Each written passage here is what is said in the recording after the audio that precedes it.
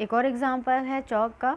तो अगर हम एब्जॉर्प्शन करते हैं, अगर चॉक को हम वाटर के अंदर बहुत देर तक अगर डिप करके रख लेते हैं तो चॉक क्या करता है, चॉक क्या करेगा, उस वाटर को एब्जॉर्ब कर लेगा, यानी वाटर के मॉलिक्यूल चॉक के अंदर यूनिफॉर्मली बल्क प्रोसेस में डिस्ट्रीब्यूट हो जाए। और जब चॉक को हम तोड़ करके देखते हैं तो क्या होगा, वाटर के मॉलिक्यूल इक्वल अमाउंट में डिस्ट्रीब्यूट हमें होते हुए दिखाई देते हैं। तो that is the example of the absorption. और एक चीज़ इसमें, दो चीज़ें होती हैं एब्जॉर्प्शन में, दो कंडीशन होती हैं। एक तो ये होते हैं, एक तो उसमें एब्जॉर्बेट होता है, दूसरा उसमें एब्जॉर्बेंट होता है। अब पहले तो हम ये समझ लें कि एब्जॉर्बेट क्या होता है और एब्जॉर्बेंट क्या होता है। तो एब्जॉर्बेट वो सब्सटेंस होता है जो एंटर करता है, मतलब सपोज करो स्पंज और वाटर लिया, तो एंटर क्या कर रहा है, स्पंज में कौन अंदर जा रहा है, स्पंज में वाटर जा रहा है। तो जो पार्टिकल्स किसी सरफेस पे आके अट्रैक्ट हो रहे हैं तो दैट इज़ कॉल्ड एब्जॉर्बेट, क्योंकि एब्जॉर्प्शन पढ़ रहे हैं तो दैट इज़ कॉल्ड एब्जॉर्बेट। और वो सब्सटेंस जिसके सरफेस पे पार्टिकल कलेक्ट हो रहे हैं, वो सब्सटेंस जिसके सरफेस पे पार्टिकल कलेक्ट हो रहे हैं तो that is called absorbent. As for example हम ले सकते हैं, एग्जाम्पल हमने जैसे लिया वाटर एंटर इन स्पंज, तो इसमें एब्जॉर्बेट और एब्जॉर्बेंट क्या है, तो स्पंज क्या हुआ, स्पंज इसका सरफेस है जिस पे अट्रैक्ट हो रहा है मॉलिक्यूल, तो स्पंज इसमें क्या हुआ, दैट इज़ कॉल्ड एब्जॉर्बेंट। ठीक है, और कौन से मॉलिक्यूल अट्रैक्ट हो रहे हैं सरफेस पे, तो वाटर के मॉलिक्यूल स्पंज के सरफेस पे जा रहे हैं, तो वाटर क्या हो गया इसमें, एब्जॉर्बेट हो गया। तो इट मीन्स यानी वो मॉलिक्यूल जो किसी सरफेस पे अट्रैक्ट होते हैं दैट इज़ कॉल्ड एब्जॉर्बेट, और वो मॉलिक्यूल जिसके सरफेस पे मॉलिक्यूल आके अट्रैक्ट होते हैं that is called absorbent, that is called absorbent. तो स्पंज क्या हुआ इसमें, एब्जॉर्बेंट हो गया, और वाटर के मॉलिक्यूल क्या हो गए, एब्जॉर्बेट हो गए। ठीक है, इसी तरह एग्जांपल हम बिस्किट का ले सकते हैं, बिस्किट एंड वाटर ही ले लो। तो वाटर इसमें क्या, वाटर बिस्किट के सरफेस पे जा रहा है, तो वाटर क्या होगा इसमें, एब्जॉर्बेट होगा, और बिस्किट के सरफेस पे वाटर के मॉलिक्यूल अट्रैक्ट हुए जिस सरफेस पे आकर दैट इज़ कॉल्ड एब्जॉर्बेंट।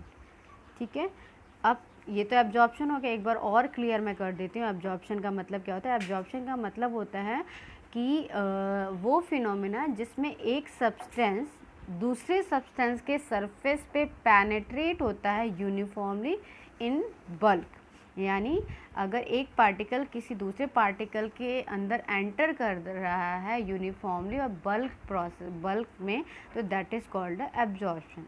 अच्छा, एक चीज़ और, एब्जॉर्प्शन ना तो एक्सोथर्मिक होता है और ना ही एंडोथर्मिक होता है, या ना तो इसमें हीट की रिक्वायरमेंट होती है और ना ही हीट इसमें रिलीज होता है। तो एब्जॉर्प्शन ना तो एक्सोथर्मिक होगा और ना ही एंडोथर्मिक होगा।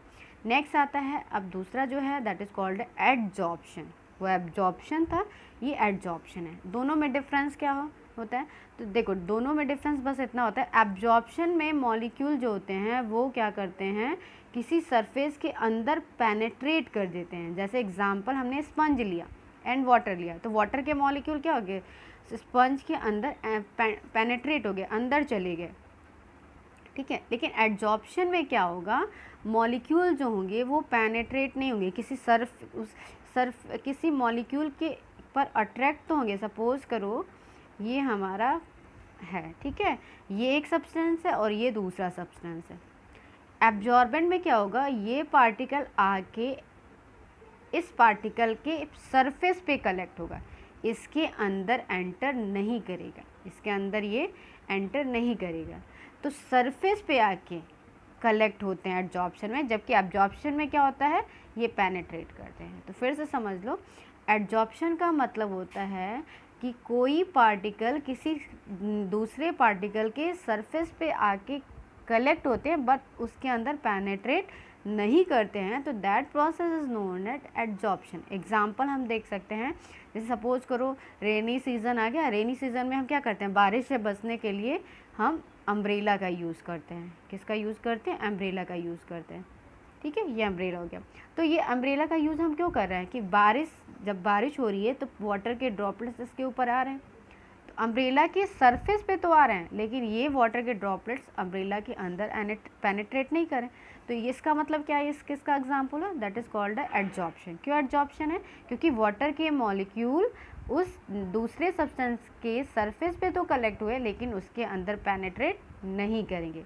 ठीक है, तो that is the example of the adsorption है। दूसरा एग्जांपल ले लो, रेनकोट बोल सकते हैं। रेनकोट में भी सेम कंडीशन होती है।